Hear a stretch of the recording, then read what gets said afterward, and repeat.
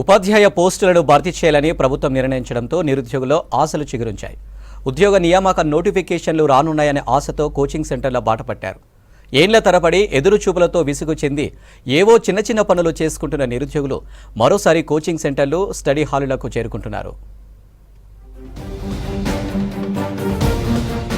ప్రభుత్వం విద్యాశాఖపై సమీక్ష నిర్వహించి మెగా డిఎస్సి ద్వారా ఉపాధ్యాయ పోస్టులను భర్తీ చేయాలని నిర్ణయించడంతో సంగారెడ్డి జిల్లాలోని నిరుద్యోగుల్లో ఆశలు చిగురిస్తున్నాయి. గత ప్రభుత్వం వేసిన డిఎస్సి నోటిఫికేషన్ లో ఉపాధ్యాయ పోస్టులు చాలా తక్కువగా ఉండడంతో బీఈడీ, డిఈడీ పూర్తి చేసిన అభ్యర్థులు నిరాశకు లోనయ్యారు. పోటీ ఎక్కువగా ఉండడంతో ఇక తమకు ప్రభుత్వ ఉద్యోగాలు రావని నిర్ణయించుకుని ప్రైవేటు ఉద్యోగాల్లో కొనసాగారు.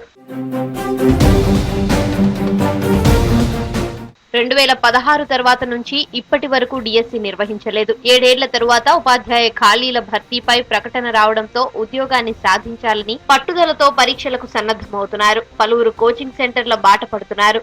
ఎందుకంటే లాస్ట్ ప్రభుత్వంలో నోటిఫికేషన్లు వేస్తారనే ఆశతోటి ఈ యొక్క ఆస్పిరెంట్స్ అందరు కూడా కొన్ని లక్షలు ఖర్చు చేసుకొని రూమ్స్ రెంట్కి తీసుకొని హాస్టళ్లలో ఉండాల్సి వచ్చింది. కావున ప్రజెంట్ ఆ యొక్క పరిస్థితులన్నీ అర్థం చేసుకొని ప్రజెంట్ గవర్నమెంట్ ఆ యొక్క పరిస్థితులపైన ఈ యొక్క నోటిఫికేషన్స్ జల్దీ వేసినట్లయితే నిరుద్యోగులకు చాలా హెల్ప్ఫుల్గా ఉంటుందని ఆశిస్తున్నాం. కొత్త గవర్నమెంట్ కూడా ఏమన్నా మాకు తొందరగా ఏదైనా చేస్తుందని మళ్ళీ ప్రిపరేషన్లోకి వచ్చి మళ్ళీ రీగైన్ అవుతూ మళ్ళీ కోచింగ్లు, మళ్ళీ ఆన్లైన్ కోచింగ్లు అలా తీసుకుంటూ మళ్ళీగా ప్రిపరేషన్ కొనసాగిస్తున్నాం.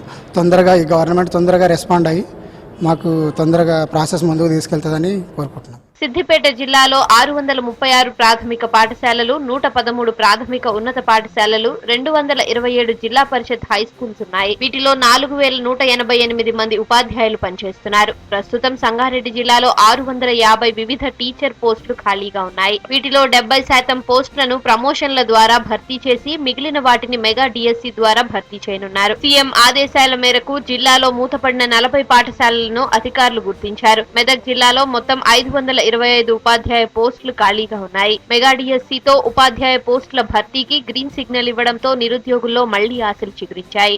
సో ఇప్పుడు వచ్చినటువంటి ప్రభుత్వమైన కాంగ్రెస్ ప్రభుత్వమైన నిరుద్యోగులను దృష్టిలో ఉంచుకొని మీరు చెప్పినటువంటి మేనిఫెస్టోలో మీరు స్టార్టింగ్ చెప్పినటువంటి మెగా డిఎస్సి అంటే 20,000 పోస్టులతో మెగా డిఎస్సి వేస్తామని ప్రకటించారు. మీ ప్రకటనను మీరు నిలుపుకుంటారని, మా యొక్క నిరుద్యోగుల యొక్క సమస్యలన్నింటినీ త్వరగా పరిష్కరిస్తారని కోరుతున్నాం.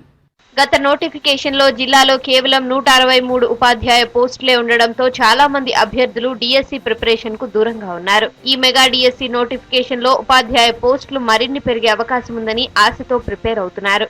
తొందరగా వేస్తే కూడా ఏంటంటే మాకు న్యాయం చేసినట్టు అవుతుంది. ఇప్పుడు 1 year 6 నెలలు కూడా టైం ఉండోళ్ళు ఉన్నారు. 6 నెలలు అయిపోతే వాళ్ళు డిఎస్సి కూడా వాళ్ళకి ఎలిజిబిలిటీ ఉండదు.